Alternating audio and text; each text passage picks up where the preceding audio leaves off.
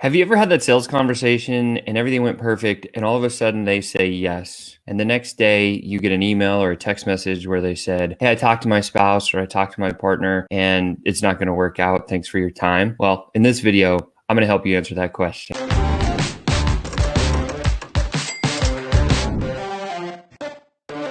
What's happening, Sales Ascender? Sean here. Super excited to be here with you today. I have a doozy of a question. I'm just going to jump right into it. Today's question comes from Alexi, and Alexi asks this. She says, "Sean, what if my prospect moves forward, but she talks to her hubby after the call, and then he says no? How do I handle this?" Really great question, and I remember this happening to me all the time, and it was because I had 2 out of the 3 pillars to close a deal, and I was always forgetting the last one. So just to give a quick refresher, the first pillar is we need to make sure and find the problem that we can solve for them. The second pillar is, hey, do they have some sort of a budget of time, energy, and money they can use to invest into this thing and actually solve it? And then that third pillar that I always forget, or I used to forget all the time in my sales conversations, was how does the decision process work? So 2 ways I'm going to share how this works. I'm going to talk about number 1, when it's during the call, and then number 2, how to handle it once it's actually happened and it's post-call. So stick with me all the way to the end of this video. By the way, if this is valuable for you, smash that love button, make sure to subscribe, turn on your notifications, do all that good stuff, because this one's going to be valuable. So when you're on the call and you're having a wonderful conversation with the prospect and you get to the place where they're like, "Oh my gosh, this is a total fit for me. I love this. Yes, yes, yes, yes, yes," right? Most traditional salespeople will stop the call right there and they'll move forward and they'll assume, right? Because the number 1 rule of a salesperson or sales professional is never assume, but most traditional salespeople will assume if they got the person on the call to say yes, even though everybody knows there's always 1 or 2 or 3 other people that are typically involved in decisions. So when you're during the call and you've gone through the whole sales call and you've gotten to the place where they say, "Oh my gosh, yes, this is going to solve my problem. I know it. I'm willing to commit the time, the energy, the budget, the money, everything I need. It's ready to go. Let's move forward." Most traditional salespeople say, "Okay, great. Like, when are you getting started?" And then some objection will come out saying something like, "Well, hey, I just got to go double check with so-and-so," right? And that indicator tells us that we didn't discuss that. And when you do discuss that, here's during the call how you should handle this, because when you do it this way, like, it will totally help. So got her to say all the yeses and everything else. And then you say something like, "Hey, well, who besides yourself actually will help you to finalize or make this decision?" And she will typically say, "Hey, my spouse is the person that's going to be the person that does that." And then there's one of 2 ways to go, right? So if it's a person that you trust and you feel good about it, you can say to them, "Hey, like, how's that conversation going to go? Let's talk through that." And then that will start up a conversation of how the spouse is going to talk to their partner in order to get them on board to move forward, right? This also gives you a little bit of an indication on a couple of things. So marketing and research wise, they'll say, "Well, these are the things that are important, so I'm going to go discuss this with them," right? So that's one way to do it. The other way to do it is a little more technical, is you say, "Hey, like, if we could wave a magic wand and you were ready to go, like, right now without anybody's help and decision, would this be a yes?" "Okay, great. Now I know someone else is involved in this decision." "Yes, your spouse." "Okay, cool. So when we go together to speak with him, how do we need to get him on board?" And what I've done there is I've teed it up so that now we're not as salesperson and prospect going like this, but rather salesperson and prospect are now pushing together to get other team members or the cast of characters on board so that they can make the decision to move forward. And so then we would walk through having the conversation with them and talking with them about, well, when you go with him, like, how has he ever done anything like this before? How did that work? And you walk down the path during the call to understand what needs to be shared in a conversation to help that other person get on the same team to move forward. So that's what I do in the sales call. And then once I've finished kind of that part of the conversation, I would say something like, "Hey, so you're going to be okay or comfortable to go have this conversation?" And they're going to say yes, no, maybe so. If they say yes, say, "Great.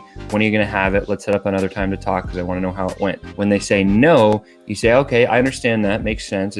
Sometimes it's hard to speak with a spouse or another partner. Question, would it make some sense if we set up another time where it's you, me, and that person on a call?" And then they'll say, "Oh my gosh, that would be so helpful." Well, then you can now jump in and assist her to help close the deal for you, which is a really powerful place to be as a sales professional. So that's during the call. What I would focus on, really, if they say yes, they're all gung-ho, get them to commit using the magic wand technique, and then ask them how to get their other player on board with them so that they're going to say yes too, and help them have that conversation during the call. Now, if it's after the call and you've already gone through all of this and you you, for some reason or another, didn't have that conversation with your prospect to get the other person on board, one of the things that you could come back with. So like in this example, what Alexi told me was she said, hey, she had a great conversation. The person finished up, went home, spoke with whoever, and came back to her spouse, and it was a husband, and he said no. And so now she was kind of stuck. She's like, how do I move forward from this? Well, the secret in moving forward from this is to go back to the prospect and say, well, hey, listen, I understand it's a no now. That's cool. No typically means it's the first place where you just have to jump over another speed bump. It doesn't mean it's a deal breaker, right? And so what we need to do as sales professionals is dig in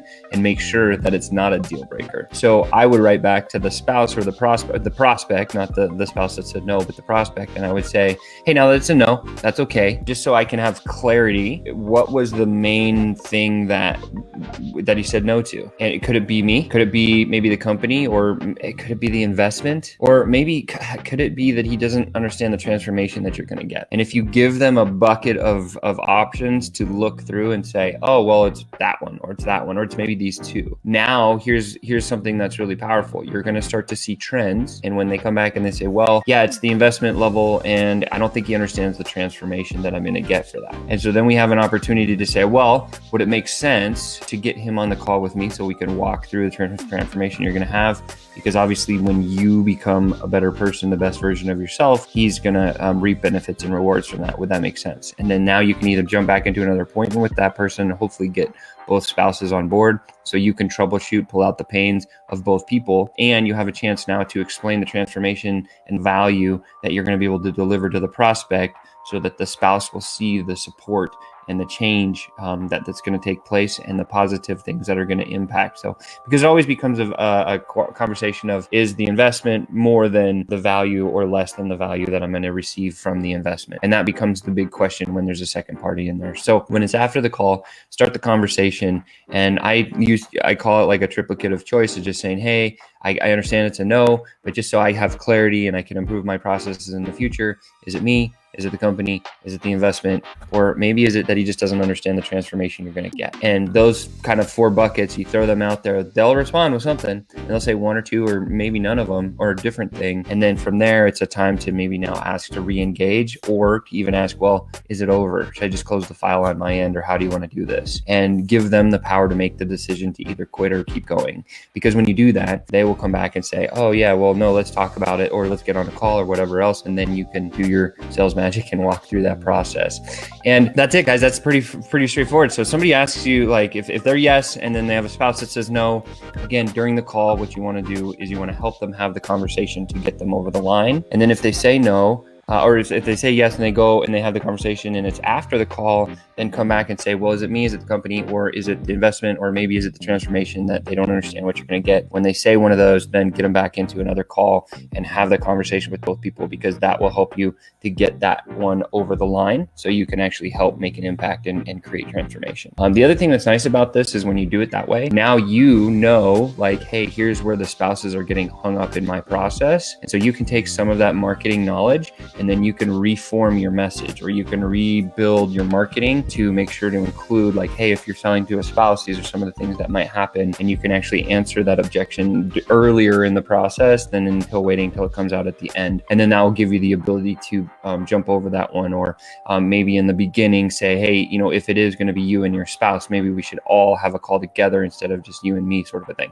Depending on how your setup is, that's some of the things that you want to think about, but that is how you handle this one. So Alexi, I hope that one helped. You've just been tuned up. I am just grateful for you, Sales Ascender. Thank you for being here and watching this. Again, make sure and subscribe, hit the notification bells. With that said, I look forward to seeing you tomorrow.